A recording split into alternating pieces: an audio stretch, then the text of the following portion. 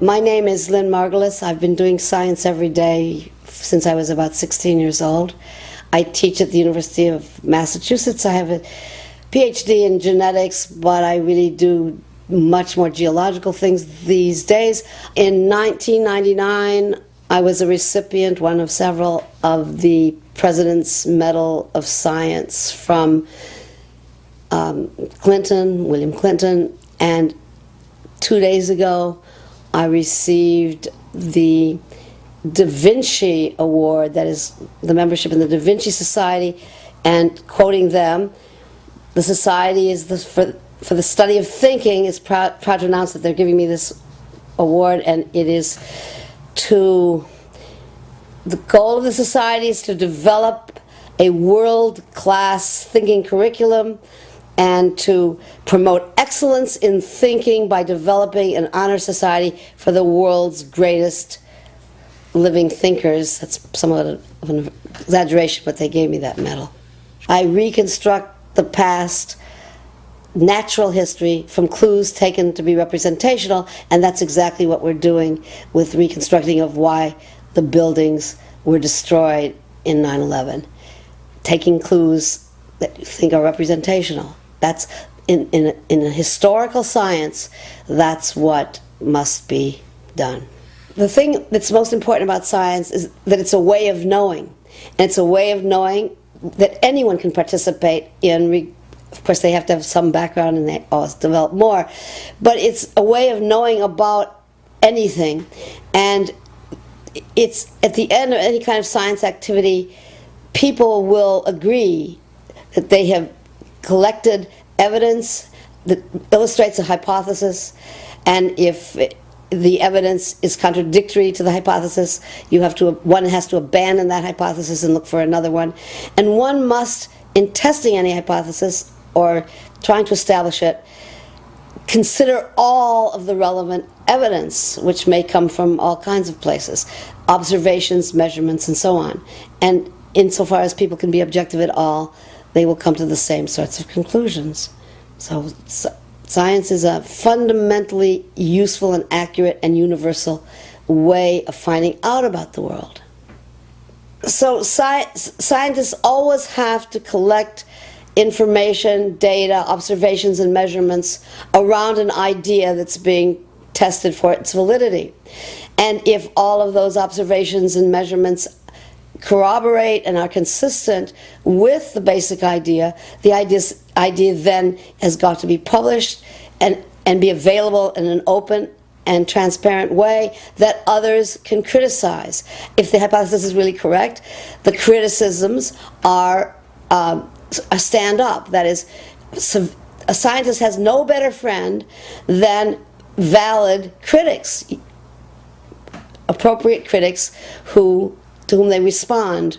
And if the criticisms lead to abandonment of the hypothesis because it doesn't fit, because the facts don't fit the idea, then the hypothesis must be abandoned and replaced with something more adequate. And as science goes on, the adequacy of the basic idea and the hypothesis is corroborated over and over again by lots of people from lots of angles, and usually generates sub-hypotheses or related ideas that can also be investigated. But of course, science is never secret when it's done right. I would say that there's no bad science. There's just lots of things that are called science that aren't science, because science is a way of finding out that is self-correcting and involves many people over and over again, the same observations or observations that are that are generated by the hypothesis itself. Anyway, these are kinds of rules that international scientific people will all agree on. Science isn't science unless it's published, unless it's openly published and made available for criticism by anyone who feels that they can criticize them. Okay, 3 buildings come down at almost the speed of free fall, which is the gravitational speed, and for 2 of them it's because airplanes hit them, and for the 3rd one it's a mysterious reason. That is, there's no really coherent hypothesis, except it's claimed that there are these fires in them. Now, the most obvious hypothesis for anyone looking at the films, and that was a lot of people, is that the buildings came down because there was very carefully controlled demolition with high explosives that had been planted many weeks, if not months before. The first thing they do is ignore, in all cases, the most obvious and reasonable hypothesis that is consistent with all other destructions in a very short time of buildings.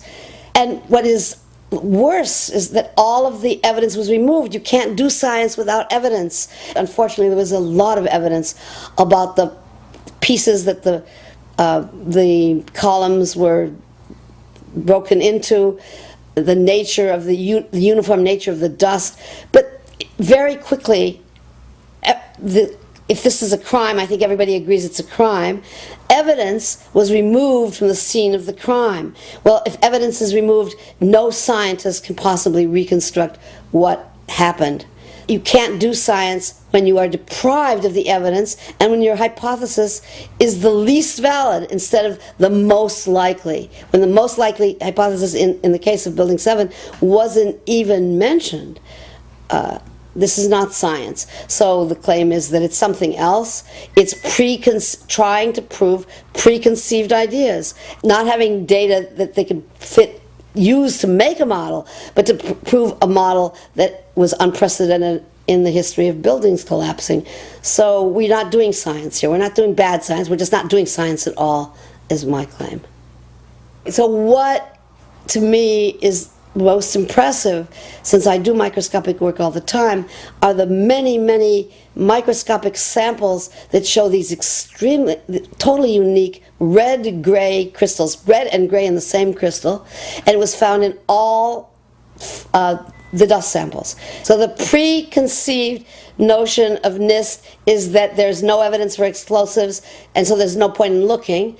That is the most unscientific thing that you can possibly think of, not to look because you don't expect to find evidence, and in fact the evidence is overwhelming that these red-gray crystals are very high-temperature incendiaries, and so they have a lot of evidence for something they have no explanation for.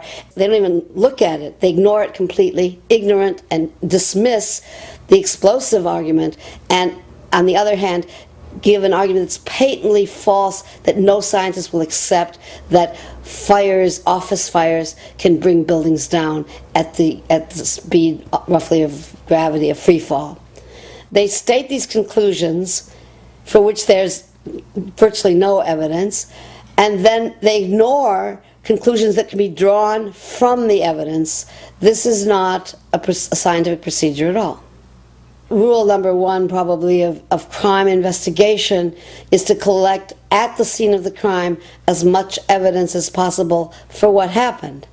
And you had these steel columns in nice, even pieces, and they were whisked away, and evidence was destroyed or removed systematically, extremely close to the time that the crime had occurred. This is not only unscientific, it's illegal. Many witnesses, firemen and lots of people, described the flowing molten metal, iron or steel, at extremely hot temperatures. And John Gross categorically had not denied their observations, so that because their observations don't fit his preconceived notion, he not only ignored evidence, he denied evidence. That is exactly the opposite of science, which considers all of the evidence that can possibly be relevant and build a hypothesis based on the plethora, the total of evidence. So clearly, if you have to lie or deny or ignore evidence, you are not doing science at all. What you're doing is lying, basically. So this is what NIST has done, denied and ignored crucial evidence. It doesn't fit their preconceived notions. So NIST hires this UL, this Underwriter Laboratories, and they do their work, and they show that the floors did not fail, they did not give way. And then NIST doesn't like that result because it doesn't fit into their computer model, so they ignore the real result, and they misrepresent provide evidence from authority that their computer model is right. Well, people do this every day, and they call it science. And the people who do it call themselves scientists. I claim they're not doing science at all. They're doing propaganda or publicity or whatever they're doing, but it's not science. It's not playing by the rules of science.